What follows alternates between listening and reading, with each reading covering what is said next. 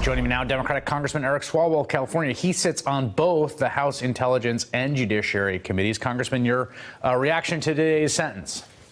Good evening, Chris. It's a sentence that is far too short for a list of crimes that are too long. And, you know, I think I spent more days in detention in high school than Judge Ellis thinks that Paul Manafort should spend in jail for what he did to defraud the United States, not pay taxes, not register as a foreign agent. He's going to do 3 years. I mean, I take the point. I just want to reset for the audience.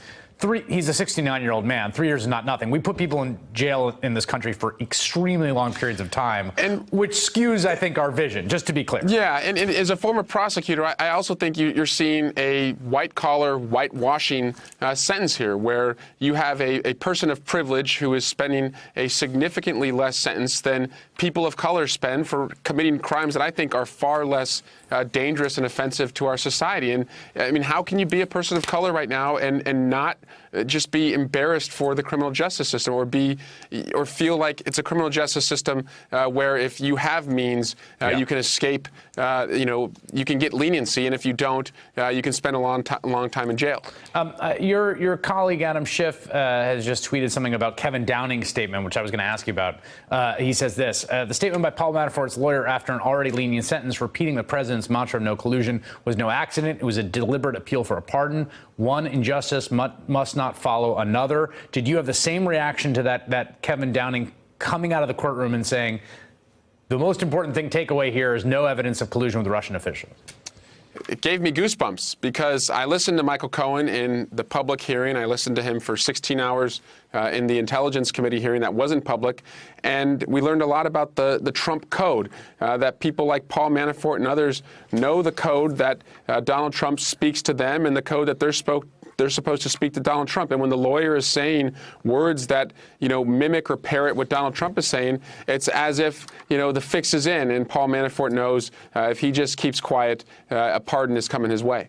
Let me ask you a follow-up on that. You've now listened to Michael Cohen for a long period of time, and I want to talk a little bit about the pardon question.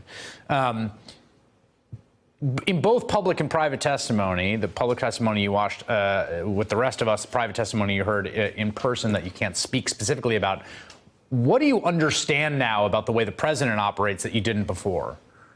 Well, I saw a person who ran a business, who ran his personal life, who ran a campaign, a transition, and an administration in a very corrupt way. And, Chris, I sat back and I was hoping to hear, because he is the president of the United States and you want to root for the president, that you would hear redeeming qualities about him, that he has a vision for the country, that he signed up to do this because he wanted to make people's lives better, because he was an honest person.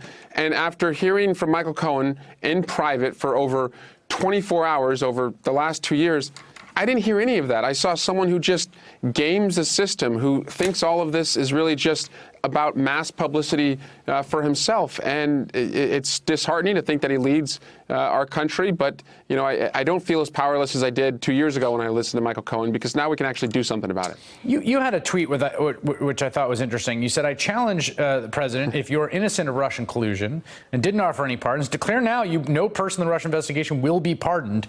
Your move. Do you think it's notable? I mean, do you have the same interpretation of the president's statements about pardon that, say, Walter Dellinger had just a few minutes ago, that not closing the book on it, keeping it on the table, talking about how Paul Manafort's being railroaded, amounts to him essentially dangling it?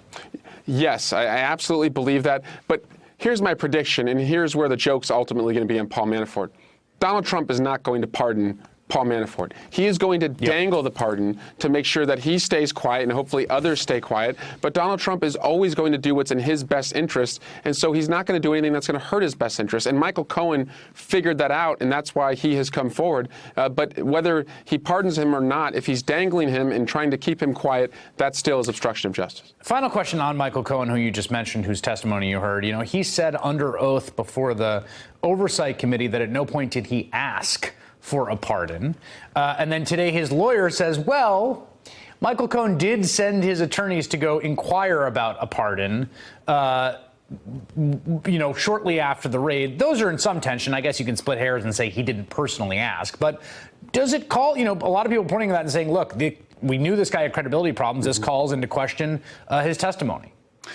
So I know the answer to this, and I hope when our transcript comes out soon, it will answer. It will actually answer this. I can't go into what he said, but this is cleared up very clearly from his testimony as to what he meant by that in a way that I think most Americans will understand. As to his credibility, Chris, I just want to say this. Remember, he lied on behalf of the president. He came to Congress without any life jacket, without any cooperation agreement from the Southern District of New York. He saw that Paul Manafort had touched a hot stove and got punished for breaking a cooperation agreement and lying further.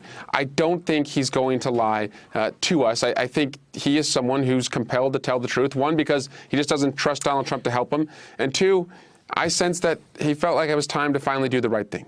All right, Congressman Eric Swalwell, thank you very much. My pleasure. Hey there, I'm Chris Hayes from MSNBC. Thanks for watching MSNBC on YouTube. If you want to keep up to date with the videos we're putting out, you can click subscribe just below me or click over on this list to see lots of other great videos.